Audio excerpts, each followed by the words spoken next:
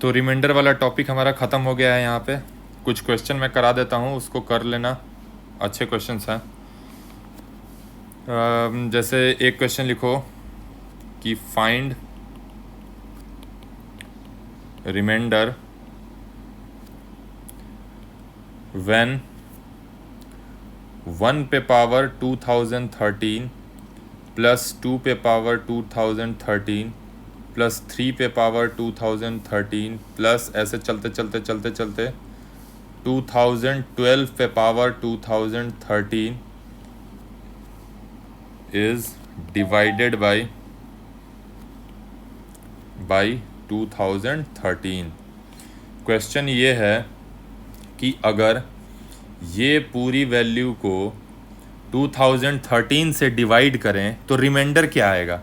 ठीक है, 1 पे पावर 2013 प्लस 2 पे पावर 2013 प्लस 3 पे पावर 2013 प्लस 2012 पे पावर 2013 बाई 2013 करना है। इसको पहले वीडियो पॉज करके सोचना आराम से कि क्या किया जा सकता है।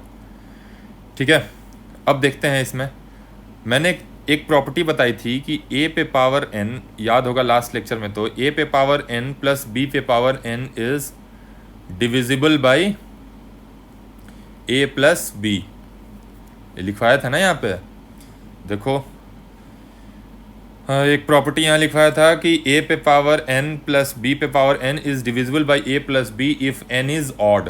तो अगर ये चीज़ें आपको ध्यान है तो यहाँ हमने देखा कि भाई 1 पे पावर 2013, ध्यान से देखो 2013 जो है वो ऑड है ना, ऑड है ना। इसका मतलब है कि 1 पे पावर 2013 प्लस 2012 पे power 2013 is divisible by 2013। According to this property a पे पावर 2013 एंड b पे power 2013 is divisible by a plus B. Why? Because 2013 is odd.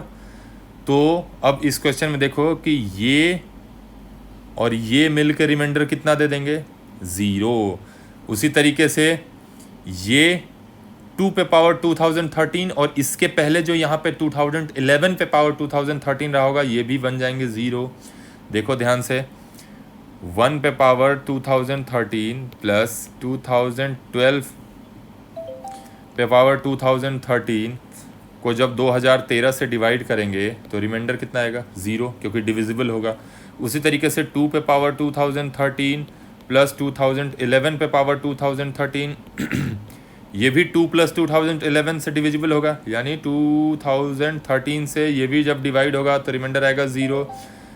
उसी तरीके से 2 पे पावर नेक्स्ट 3 पे पावर 2013 प्लस 2010 पे पावर 2013 इज इक्वल टू, इसको जब डिवाइड करोगे 2013 से तो ये भी रिमाइंडर कितना देगा, 0। सॉरी, यहाँ 2 लिख दिया है, ये भी रिमाइंडर 0 देगा।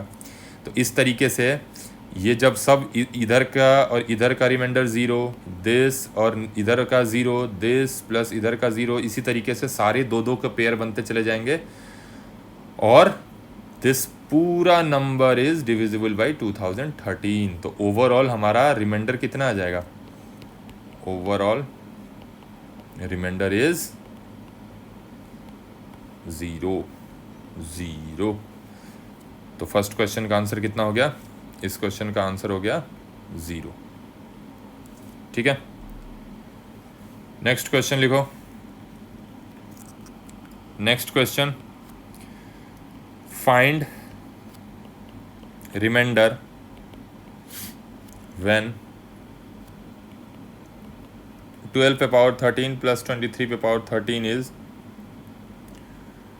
Divisible by 11।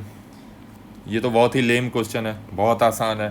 12 पे पावर 13 प्लस 23 पे पावर 13 बाई 11। हमने क्या कहा था, अलग अलग डिवाइड कर लेते हैं, बाद में रिमाइंडर को ऐड कर देंगे। तो जब पहले अलग से डिवाइड किया तो 12 को डिवाइड करके देखा हमने, अलग से जब डिवाइड किया तो सबसे पहले 12 पे पावर 13 को 11 से डिवाइड किया तो देखा कि ये तो 11 प्लस 1 पे पावर 13 हो जा रहा है, यानी 1/11, यानी रिमाइंडर 1 आ गया इस केस में। तो दूसरे पार्ट को किया 23 पे पावर 13/11 से किया, तो क्या आया 22 + 1 पे पावर 13/11, ये कितना आ गया 1 पे पावर 13/11, इस केस में भी रिमाइंडर 1 आ गया।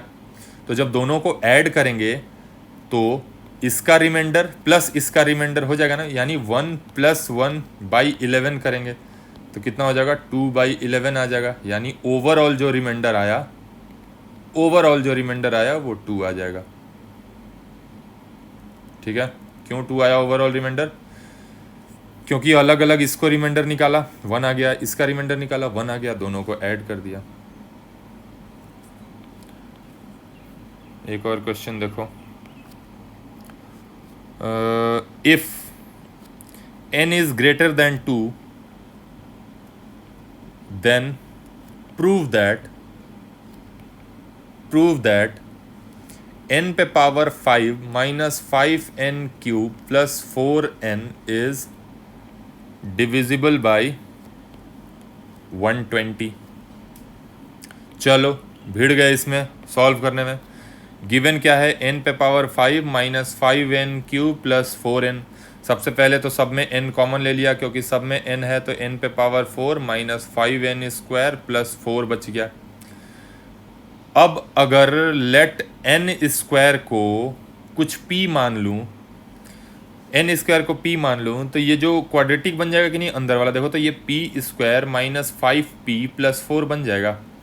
क्यों? क्योंकि n² का स्क्वायर ही n पे पावर 4 होता है, ये 5n² है, ये 4 है, तो n² को हमने p माना हुआ है, तो ये पूरा p² बन जाएगा। ठीक है, मिडिल टर्म स्प्लिट करो तो ये p-4 इंटू p-1 बन जाएगा मिडिल टर्म स्प्लिटिंग से। ठीक है, जिनको नहीं आता है वो नेक्स्ट चैप्टर जब हम शुरू करेंगे क्वाड्रेटिक एक्सप्रेशन, उसमें पता लग जाएगा कि मिडिल टर्म स्प्लिटिंग करते कैसे हैं। ये कर दिया। ठीक है, अब हम p की वैल्यू रख देंगे, तो p की वैल्यू जब रखेंगे तो n into n² -4 into n² -1 बना, यानी और फर्दर बढ़ेंगे तो ये n इंटू ये n² -2 का स्क्वायर लिख सकते हैं, और ये n² -1 का स्क्वायर लिख सकते हैं। अब फिर से देखो तो ये a² -b² बन गया, ये भी a² -b² बन गया, तो क्या होता है a - b into a + b, तो इसको तो लिख दिया n - 2 इंटू n + 2, इसको भी लिख देंगे n - 1 इंटू n + 1। ठीक है, अब क्या करेंगे, अब अगर थोड़ा सा इसको ध्यान से देखोगे, थोड़ा मैं सजा के लिखूं तो मैंने इसको n - 2 into n - 1 into n into n + 1 into n + 2 लिख सकता हूं मैं। देखो तो ध्यान से, मतलब ये जो पूरा नंबर है ये प्रोडक्ट ऑफ 5 कंसेक्यूटिव नंबर्स है कि नहीं है। कंसेक्यूटिव कहने का मतलब कि ये अगर कोई नंबर है तो उसका जस्ट अगला नंबर यही होगा, उसका जस्ट नेक्स्ट नंबर ये होगा, उसका नेक्स्ट ये होगा, उसका नेक्स्ट ये होगा, यानी सॉरी, यानी ये पांचों क्या है, ये प्रोडक्ट ऑफ 5 कंसेक्यूटिव नंबर्स हैं, है ना। और अभी अभी तुम्हें पता लगा है पिछले लेक्चर में कि product of 5 consecutive numbers, spelling mistake को इग्नोर करना, numbers is divisible by 5 factorial. हमने पढ़ा था ना कि जो 5 consecutive, कितने भी consecutive r consecutive नंबर्स का प्रोडक्ट जो होता है वो r फैक्टोरियल से डिविजिबल होता है, तो 5 consecutive नंबर्स का प्रोडक्ट 5 फैक्टोरियल से डिविजिबल होगा। इट मीन्स कि n - 2 into n - 1 into n into n + 1 into n + 2 is divisible by 5 factorial. और बालक 5 फैक्टोरियल कितना होता है, 5 into 4 into 3 into 2 into 1, that is 120। इसका मतलब ये जो एक्सप्रेशन है पूरा is divisible by 120। Answer prove हो गया ना। नहीं समझ में आया तो दोबारा से देखो इसको, बट अगर पीछे के सारे लेक्चर्स फॉलो किया है, फैक्टोरियल पता है, आइडेंटिटीज याद है, तो समझ में आना चाहिए। एक और क्वेश्चन करेंगे इस टॉपिक में, फिर नेक्स्ट टॉपिक की ओर बढ़ जाएंगे। एक और आखिरी क्वेश्चन कर लो कि find smallest divisor of divisor जो भी है, find smallest divisor of 12 factorial plus 6 factorial plus 12 factorial into 6 factorial plus 1। इस एक्सप्रेशन का, ये जो एक्सप्रेशन लिखा हुआ है, इसका स्मॉलेस्ट फैक्टर हमें चाहिए। ठीक है, शुरू करते हैं इसको। स्मॉलेस्ट फैक्टर मतलब सबसे पहले तो इसके फैक्टर्स निकालने होंगे ना कि ये किस किस से डिविजिबल है, उसमें जो सबसे छोटा होगा वही आंसर हो जाएगा। 12 फैक्टोरियल इंटू 6 फैक्टोरियल प्लस 1। अब मैंने क्या किया भाई, मैंने इन दोनों से 6 फैक्टोरियल कॉमन ले लिया, तो ये 12 फैक्टोरियल प्लस 6 फैक्टोरियल अगर कॉमन ले लूँ तो क्या बचेगा, 12 फैक्टोरियल प्लस 1 प्लस 12 फैक्टोरियल बचेगा, और लास्ट में प्लस 1 है। इसका मतलब ये 12 factorial plus 1 plus 6 factorial into 1 plus 12 factorial लिख सकते हैं इसको। फैक्टोरियल का साइन को 61 मत समझना, वो फैक्टोरियल है हर जगह, फैक्टोरियल है, पॉइंट ऑफ एक्सक्लेमेशन की तरह जो है उसको फैक्टोरियल बोलते हैं। ठीक है, अब यहाँ से फिर से मैंने 12 फैक्टोरियल प्लस 1 को कॉमन ले लिया, तो यहाँ से 12 फैक्टोरियल प्लस 1 गया तो क्या बचा, 1।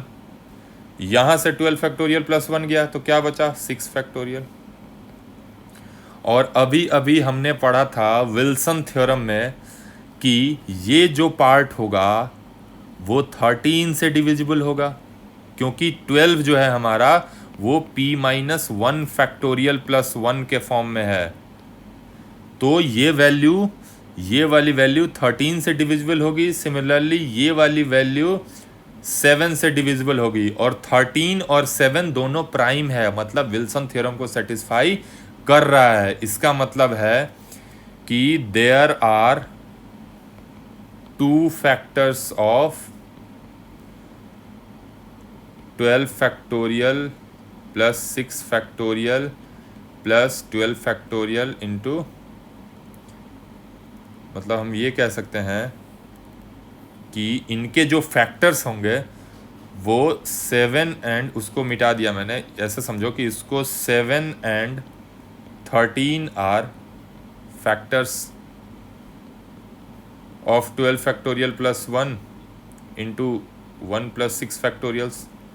तो स्मॉलेस्ट क्या हो जाएगा, स्मॉलेस्ट डिवाइजर कितना होगा, 7 आंसर।